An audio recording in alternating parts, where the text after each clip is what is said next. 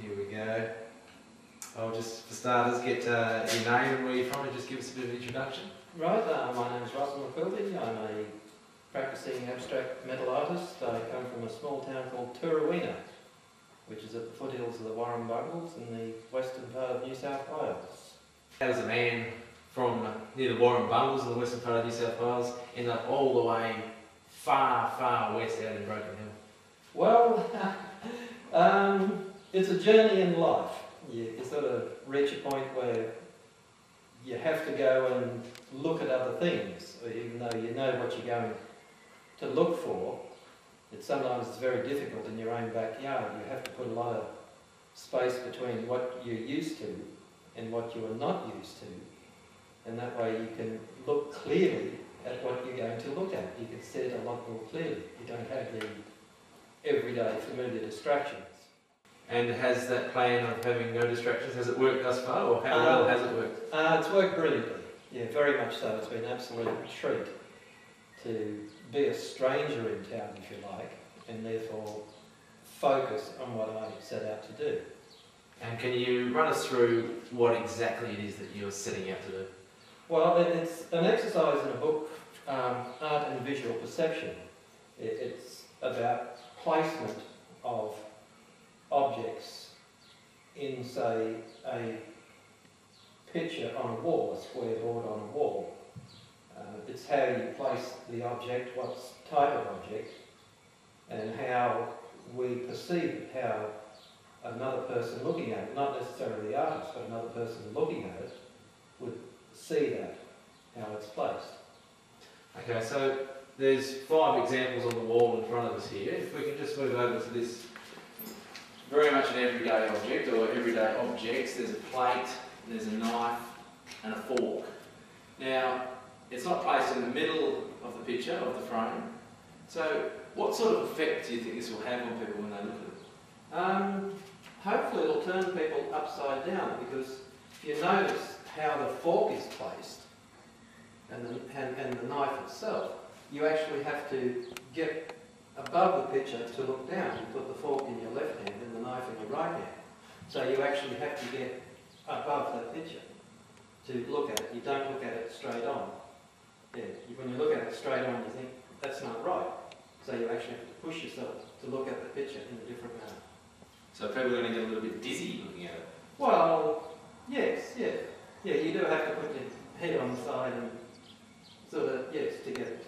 Yeah. Okay, and so as an artist, to many common observers, I guess people would say, you could do that very quickly. But as an artist, to achieve that effect, how much thought process goes into that?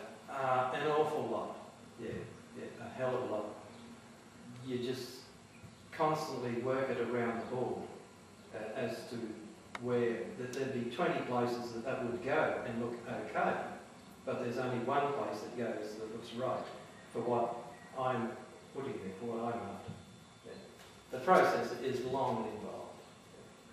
And next to it is a teacup, a saucer, and a teaspoon in the cup. Now, the object is sort of in the top right part of the frame. What's this achieving? Once again, it's suggesting that maybe there's something down in the bottom left-hand frame. We read from left to right. So when you look at this, you've got that space, then the actual cup and saucer and spoon, so it's biased towards the right.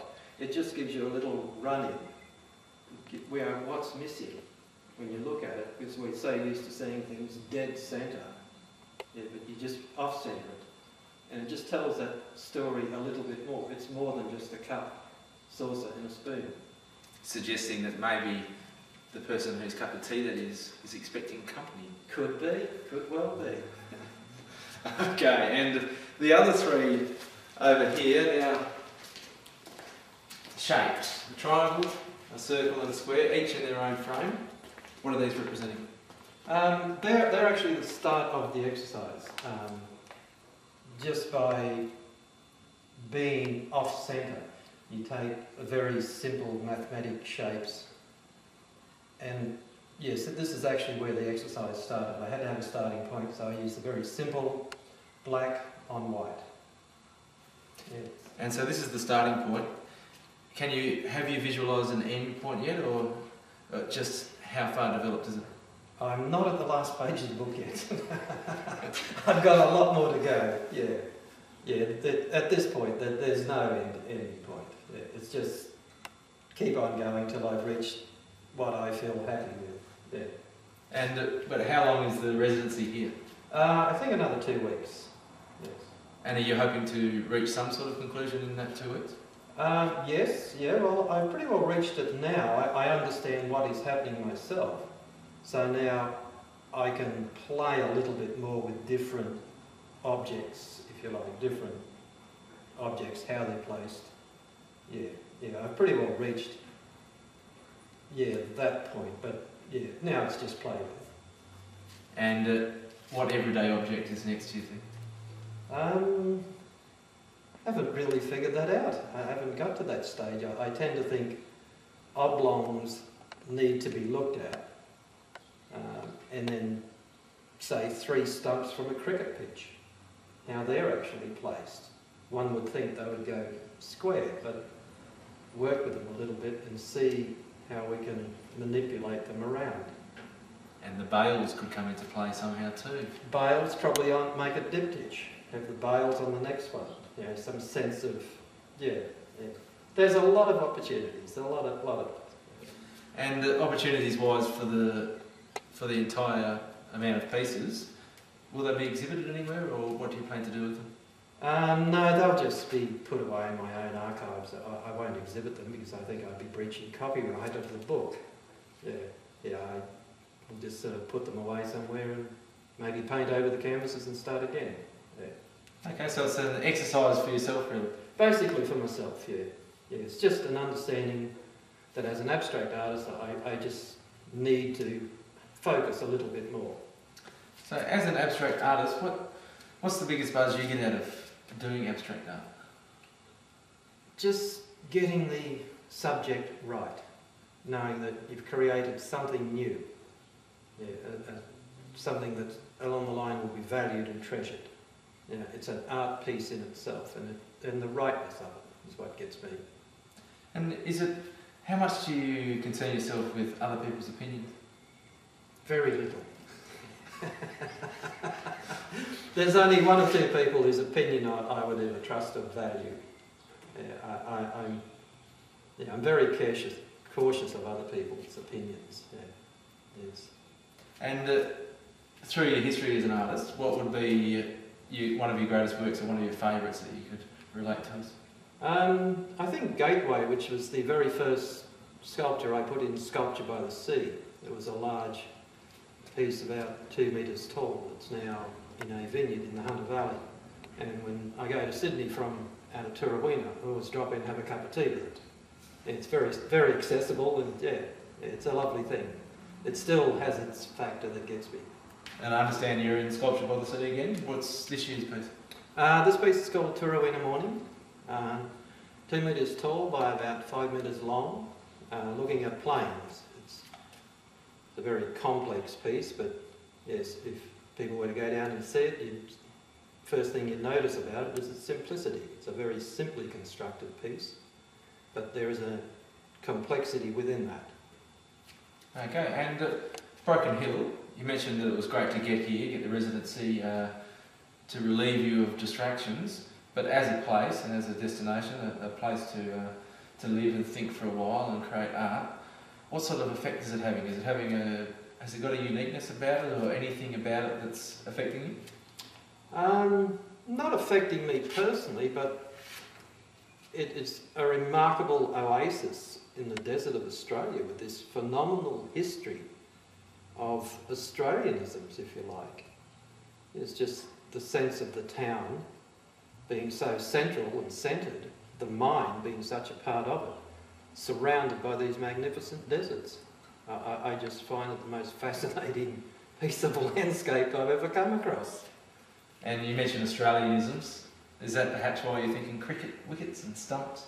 Well, there's a playground out the front, and every day there's always somebody out there playing cricket. So yeah, it's that and a baseball. It's easier to do the cricket stumps than the baseball. Yeah, okay then, no worries. And the actual residence you have here, it's actually looks very lovely for an artisan residence. Do you get many of these gigs, or is it a real coup to sort of score one of these?